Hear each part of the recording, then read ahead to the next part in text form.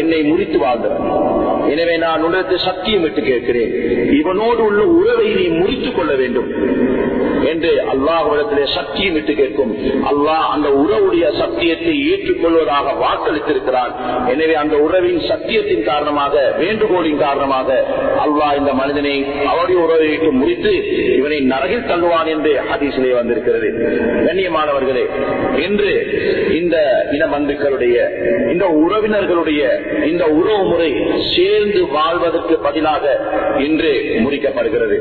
இதை முறித்துக் கொள்வதற்கும் உள்ள காரணங்களை பார்க்கும் பொழுது இது இந்த உலகத்திலே அழிந்து போகக்கூடிய அற்ப சொற்ப வஸ்துக்களாகவே, இந்த அழிந்து போகக்கூடிய துனியாவுடைய வஸ்துக்களாகவே இருக்கிறது.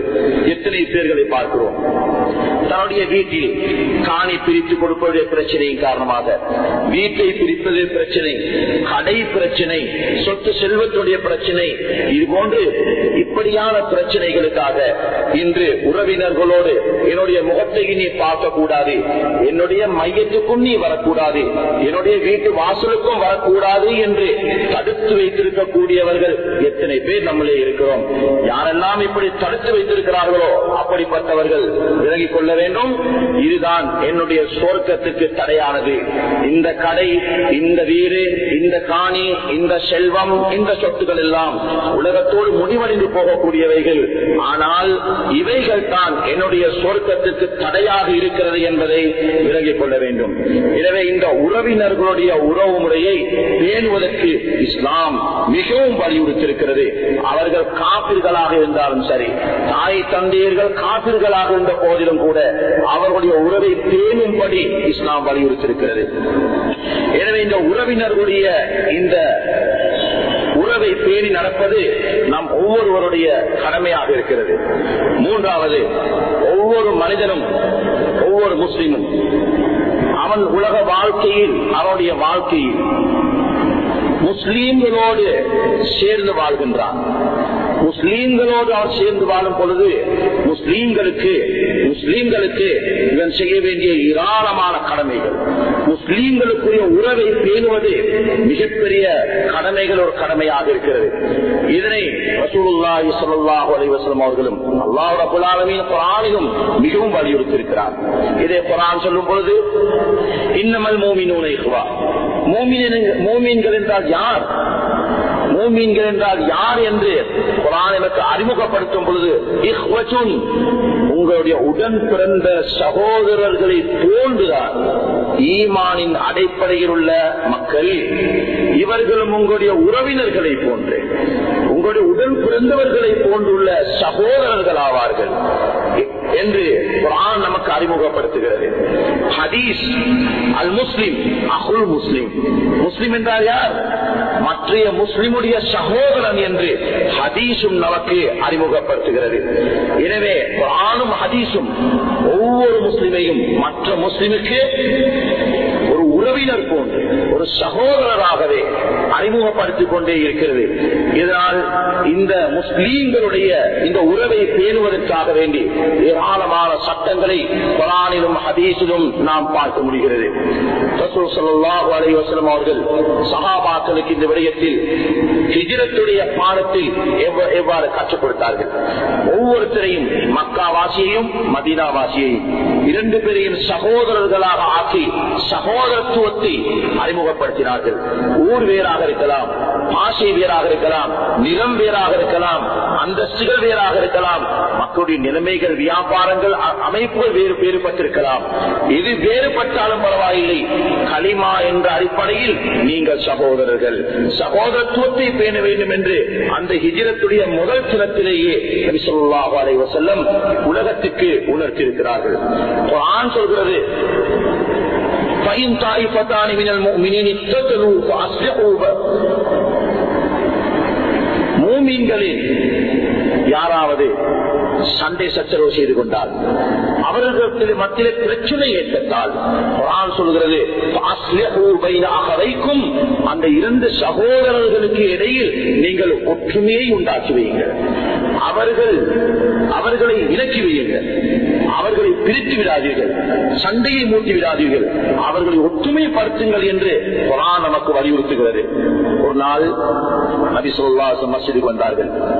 மஸ்ஜிதில் இருக்கும் பொழுது கேள்விப்பட்டார்கள், அங்கு பனு ஆம்ர் இப்னு அவுஃப் கூட்டத்தாருக்கும் இன்னும் ஒரு கூட்டத்தாருக்கும் இடையிலே சண்டை ஏற்பட்டிருக்கிறது, முஸ்லிம்களுக்கு இடையே ஒரு பிரச்சனை ஏற்பட்டிருக்கிறது என்பதை கேள்விப்பட்டார்கள்.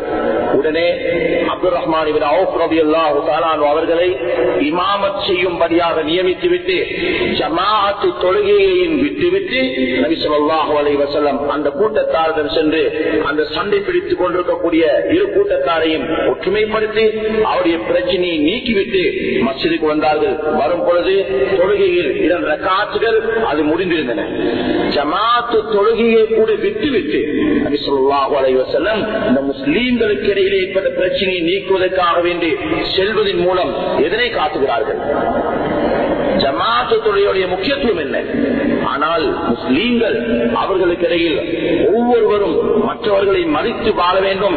அவர்களை இடையில் பிரச்சனை ஏற்பட்டால் எவ்வாறு பிரச்சனையை நீக்குவதற்கு முயற்சிக்க வேண்டும். இதனையே இந்த சம்பவத்தை காட்டியிருக்கிறார்கள். ஒரு ஹதீஸ் சொன்னார்கள், உன்னுடைய சகோதர முஸ்லீம் அவன் அநியாயம் செய்கிறான், அது அநியாயம் செய்யப்படுகிறான், 2 பேருக்கும் நீ உதவி செய்கின்றார்கள் என்று சொல்லார்கள். சஹாபாக்கள் கேட்டார்கள், அநியாயம் இழைக்கப்படக்கூடிய முஸ்லிமுக்கு உதவி செய்யலாம் யா ரசூலல்லாஹ், அநியாயம் செய்யக்கூடிய மூமினுக்கு நான் எப்படி உதவி செய்வது என்று கேட்டார்கள். சொன்னார்கள், அநியாயம் செய்யக்கூடிய முஸ்லிமை அடிக்கிறான், ஏசுகிறான், இவ்வாறு ஏதாவது அநியாயம் புரிகிறான், அந்த அநியாயத்தை விட்டும் அவனை தடுப்பதுதான் நீ அவனுக்கு செய்யக்கூடிய உதவி என்று நபி ஸல்லல்லாஹு அலைஹி வஸல்லம் சொல்லி காட்டியிருக்கிறார்கள். மேலும் சொன்னார்கள், 2 முஸ்லிம்கள் ஒவ்வொருவரும் மற்றவருடைய கௌரவத்தை பேணாமல் வாளை தூக்கிக் கொண்டு இருவரும் சண்டை செய்வதற்காக வேண்டி வருவார்களே, ஆனால் அல் காத்தில் வல் மக்தூல் ஃபின்னார் சொன்னார்கள், கொலை செய்தவனும் கொலை செய்யப்பட்டவனும் நரகத்திலே என்றார்கள். சஹாபாக்கள் கேட்டார்கள், கொலை செய்த மனிதன் நரகத்திற்கு போவது சரிதான், கொலை செய்யப்பட்டவன் எப்படி நரகத்திலே செல்வது என்று கேட்டார்கள். சொன்னார்கள், இன்னஹு கான ஹரீஸன் அலா கத்லி ஸாஹிபிஹி, அவன் கொல்லப்பட்டு போனாலும் கூட அவனுடைய உள்ளத்தில் இவனை கொல்ல வேண்டும் என்ற எண்ணமுள்ளவனாக இருந்தான், ஆசையோடு வந்தான், இவனை நான் கொல்ல வேண்டும் என்று வந்தான். என்ன செய்ய, மற்றையவன் முந்திவிட்டான், அதனால் அவன் கொல்லப்பட்டான். அவனுடைய உள்ளத்திலே இருந்த ஆசைக்காக வேண்டி அவனை அல்லாஹ் நரகத்தில் தள்ளுவான் என்று நபி ஸல்லல்லாஹு அலைஹி வஸல்லம் சொல்லி காட்டியிருக்கிறார்கள். கண்ணியமானவர்களே, முஸ்லிமுடைய கடமைகள் லேசானதல்ல. ஒரு முஸ்லிமுடைய உயிர், ஒரு முஸ்லிமுடைய மானம் மறுவாதி, ஒரு முஸ்லிமுடைய கண்ணியம், ஒரு முஸ்லிமுடைய கௌரவம், அவருடைய செல்வம், இவைகளை பாதுகாப்பது ஒவ்வொரு முஸ்லிமுடைய கடமை என்று நபி அவர்கள் ஹஜ்ஜுடைய காலத்தில் சஹாபாக்களுக்கு மிகவும் வலியுறுத்தி இருக்கிறார்கள்.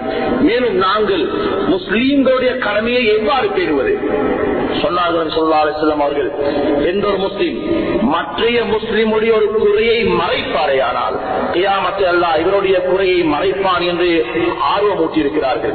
இன்னும் ஒரு சந்தர்ப்பத்தில் சொன்னார்கள், எந்த ஒரு முஸ்லிமுடைய ஒரு குறையை மற்றைய முஸ்லிமும் மறைப்பதற்கு முயற்சிப்பாரையானால் உயிரோடு புதைக்கப்பட்ட ஒரு பிள்ளையை, அந்த பிள்ளையுடைய உயிர் நீங்குவதற்கு முன்னால், அந்த பிள்ளை மவுத் ஆகுவதற்கு முன்னால் அந்த பிள்ளையை உயிரோடு பாதுகாத்து எடுத்த மனிதனை போன்றுதான் என்று சொல்லி காட்டினார்கள். உயிரோடு புதைக்கப்பட்ட பிள்ளையை பாதுகாத்து எடுப்பது போன்றுதான் ஒரு முஸ்லிமுடைய மானத்தை, மரியாதையை மறைப்பது என்று நபி ஸல்லல்லாஹு அலைஹி வஸல்லம் சொல்லி காட்டியிருக்கிறார்கள். இன்னும் சொன்னார்கள், ஒரு முஸ்லிம் மற்ற முஸ்லிமுடைய கடமையை எவ்வாறு பேண வேண்டும். ஒரு முஸ்லிம் ஒரு இடத்திலே மானபங்கப்படுத்தப்படும் பொழுது, ஒரு முஸ்லிமை பற்றி குறை பேசப்பட்டுக் கொண்டிருக்கும் பொழுது, அந்த இடத்தால் போகக்கூடிய ஒரு முஸ்லிமான மனிதர் அதனை தடுத்து நிறுத்தவில்லை என்றால் இவ்வாறு பேசாதீர்கள், அவருடைய மானத்தை போக்காதீர்கள், அவருடைய கௌரவத்தை குறைக்காதீர்கள் என்று தடுப்பாரேயானால் இவருக்கு உதவி தேவைப்படக்கூடிய நேரத்தில் அல்லாஹ் நிச்சயம் உதவி செய்வான். இதே நேரத்தில் ஒரு முஸ்லிமை பற்றி கோல் சொல்லப்படக்கூடிய இடத்தில், கேவலப்படுத்தக்கூடிய இடத்தில் இவர் செல்லும் பொழுது வாயை கொத்திக் கொண்டு அவர் செல்வாரேயானால் இவருக்கு உதவி தேவைப்படும் பொழுது அல்லாஹ் உதவி செய்ய மாட்டான் என்று நபி ஸல்லல்லாஹு அலைஹி வஸல்லம் சொல்லியிருக்கிறார்கள். கண்ணியமானவர்களே, அல்லாஹ் எமக்கு உதவி செய்வதும் அல்லாஹ் நமக்கு உதவி செய்யாமல் இருப்பதும் அது முஸ்லீமுடைய மானம் மறுவாதியை பாதுகாப்பதற்கு உதவி செய்வதிலும் உதவி செய்யாமல் விடுவதிலுமே இருக்கிறது. நாம் இதை செய்யாமல் யா அல்லாஹ் எனக்கு உதவி செய் என்று எவ்வளவுதான் கேட்டாலும் அல்லாஹ் உதவி செய்ய போவதில்லை என்று நபி ஸல்லல்லாஹு அலைஹி வஸல்லம் அவர்கள் சொல்லி காட்டியிருக்கிறார்கள். இன்னும் ஒரு அறிவிப்பிலே வருகிறது, ஒரு முஸ்லிம் மற்றைய முஸ்லிமுடைய கடமையை பேணுவதற்காக மற்றவருடைய மானம் மறுவாதியை பாதுகாப்பதற்கு உதவி செய்வாரே ஆனால் கியாமத்துடைய நாளையில் அல்லாஹ் இவரை நரகத்தை விட்டு பாதுகாப்பதற்காக வேண்டி ஒரு மலக்கை ஏற்பாடு செய்வான் என்று ஹதீஸிலே வந்திருக்கிறது. அருமை நபி ஸல்லல்லாஹு அலைஹி வஸல்லம் சொன்னார்கள், மன் ضار مؤمنا او مكر به ملعون. எந்த ஒரு முஸ்லிம் இன்னொரு முஸ்லிமை கஷ்டத்தில் போடுவாரையானா, வியாபார ரீதியிலோ குடும்ப ரீதியிலோ அல்லது ஏதாவது ஒரு வகையில் இன்னொரு முஸ்லிமை சிரமத்தில் கஷ்டத்தில் போடுவாரே ஆனால் அல்லாஹ் அவனை சபித்து விட்டான், அவன் அல்லாஹ்வுடைய சாபத்துக்குட்பட்டவன் என்று சொல்லி காட்டினார்கள். மலூனுன் மந்தார் முஃமினன் அவ் மக்கர பிஹி. இன்னொரு முஃமின் இன்னொரு முஃமினை பகிரங்கமாக கஷ்டத்திலே போடுவாரே ஆனால், வியாபாரம் செய்து கொண்டிருக்கிற வியாபாரிகள், இதே போன்று தொழிலாளிகள், விவசாயிகள், நிர்வாகிகள், இது போன்று என்னென்ன விடயத்தில் குடும்ப ரீதியில் இன்னொரு மூமினை யாராவது ஒருவர் பகிரங்கமாக கஷ்டத்தில் போட்டால் அவர் அல்லாஹ்வுடைய சாபத்துக்குட்பட்டவர். அவ் மக்கரபிஹி, அல்லது அவருக்கு தெரியாமல் இரகசியமான முறையிலே மறைமுகமான முறையிலே ஒரு வியாபாரியை, ஒரு தொழிலாளியை, ஒரு குடும்பஸ்தனை அல்லது ஒரு தனி மனிதரை, தன்னுடைய எதிரியான முஸ்லிமை யார் ரகசியமான முறையில் மறைமுகமான முறையில் சிரமத்தில் போடுவாரோ கஷ்டத்தில் போடுவாரோ அவரையே நபி ஸல்லல்லாஹு அலைஹி வஸல்லம் அவர்கள் சொன்னார்கள், அவன் சாபத்துக்குட்பட்டவன், அல்லாஹ் அவனை சபித்திருக்கிறான் என்று சொல்லி காட்டினார்கள். இணைய கண்ணியத்துக்குரிய அல்லாஹ்வின் அடியார்களே, முஸ்லீம்கள் ஏனைய முஸ்லீம்களுக்கு செய்ய வேண்டிய கடமைகள் ஏராளமாக இருக்கின்றன. சொன்னார்கள், அல் முஸ்லிம் அல் முஸ்லிம், ஒவ்வொரு முஸ்லிமும் மத்திய முஸ்லிம்களுடைய விடயத்தில் கையாள வேண்டிய விடயங்கள், குறிப்பாக சலாம் சொன்னால் பதில் சொல்ல வேண்டும், இது வாஜிபாக இருக்கிறது. சாப்பாட்டுக்காக வேண்டிய அழைத்தால் அந்த சாப்பாட்டுக்கு அவன் செல்ல வேண்டும். தும்மினால் அல்ஹம்துலில்லாஹ் என்று சொன்னதுக்கு பிறகு யர்ஹமுக்கல்லாஹ் சொல்ல வேண்டும். ஒரு முஸ்லிம் மரணித்தால் அந்த மையத்தை அடக்குவதற்காக வேண்டி இவன் உதவி செய்ய வேண்டும், அதுக்காக வேண்டி அவன் கலந்து கொள்ள வேண்டும். ஒரு முஸ்லிம் சுகையினமற்று போனால் அவனை நோய் விசாரிக்கிறதுக்காக செல்ல வேண்டும் என்று நபி அவர்கள் முஸ்லீமுடைய கடமையை வலியுறுத்தியிருக்கிறார்கள். கண்ணியமானவர்களே, முஸ்லீம்கள் என்று பார்க்க வேண்டும். இதுக்கு மாற்றமாக ஒருவர் சுகையினமுற்றால் அல்லது மரணித்தால் அல்லது சாப்பாட்டுக்கு அழைத்தால் அல்லது ஏதாவது ஒரு விடயத்தில் அவர் முஸ்லிமாக இருந்தும் கூட வேறு வேறு காரணங்களுக்காக இவர் ஒரு ஷாஃபி, இவர் ஒரு ஹனஃபி, இவர் ஒரு மாலிகி, இவர் இப்படிப்பட்டவர் இப்படியானவர் என்ற இந்த அமல்கள் ரீதியான இந்த பிரிவுகளின் காரணமாக இந்த அமல்களை செய்வதை விட்டும் நீங்கி இந்த உறவுகளை முறிப்பார்களே ஆனால் அவர்கள் இந்த ஹதீஸை மறுத்தவர்கள் ஆவார்கள். இந்த ஹதீஸின் படி அமல் செய்தவர்களாக அவர்களை கணிக்க முடியாது. எனவே நபி ஸல்லல்லாஹு அலைஹி வஸல்லம் அவர்கள் இந்த பிரிவினைகளை உம்மத்துக்கு காட்டாமல், முஹாஜிர்கள் என்றோ அன்சாரிகள் என்றோ பத்ரீன்கள் என்றோ உஹதிகள் என்றோ வித்தியாசத்தை காட்டாமல் முஸ்லிம் என்று சொல்லியிருக்கிறார்கள். ஒரு முஸ்லிம் இன்னொரு முஸ்லிமுடைய கடமையை எவ்வாறு பேண வேண்டும் என்பதே இதை நாம் கவனிக்க வேண்டிய விடயம். எனவே முஸ்லிம்களுடைய கடமைகளை பேணுவதாக இருக்க வேண்டும்.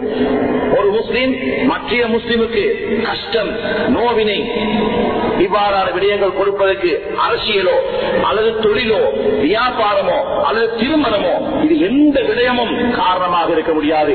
இவைகளின் காரணமாக மற்ற முஸ்லிமை சிரமத்தில் போடுவதற்கு எந்த ஒரு ஹதீஸும் குர்ஆனுடைய ஆயத்தும் நமக்கு வழிகாட்டவும் இல்லை, அனுமதி கொடுக்கவும் இல்லை. எனவே இந்த உறவை பேணும்படியே இஸ்லாம் நமக்கு சொல்லி தந்திருக்கிறது.